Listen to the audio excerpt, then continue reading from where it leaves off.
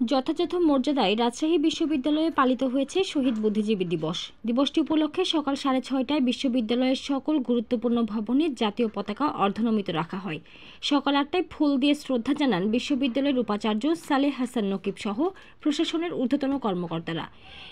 পরই বিশ্ববিদ্যালয়ের শিক্ষক, শিক্ষার্থী, কর্মচারীরা সারিবদ্ধভাবে শহীদ বুদ্ধিজীবীর স্মৃতি ফলকে ফুল দিয়ে শ্রদ্ধা জানান। শ্রদ্ধা জানানোর শেষে বিশ্ববিদ্যালয়ের উপাচার্য সাংবাদিকদের বলেন, যে চেতনা নিয়ে মুক্তিযুদ্ধে এই শহীদ বুদ্ধিজীবীরা তাদের প্রাণ দিয়েছেন, সেই একই চেতনায় জুলাই আগস্টের যে বিপ্লব সেটি সংঘটিত হয়েছে। দিবসটি উপলক্ষে দিনভর দোয়া মাহফিল, প্রার্থনা, আলোচনা সভা সহ নানা আয়োজন রাখা হয়েছে।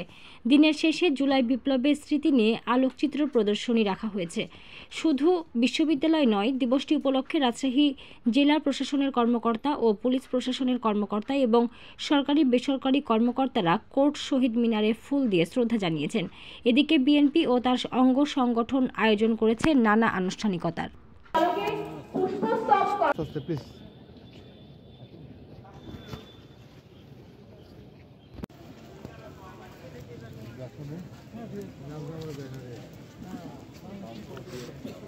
ধন্যবাদ। এবারে শহীদ বুদ্ধিজীবী স্মৃতি ফলকে পুষ্প সংগঠন সমূহকে বেরিয়ে যাওয়ার জন্য অনুরোধ করছি।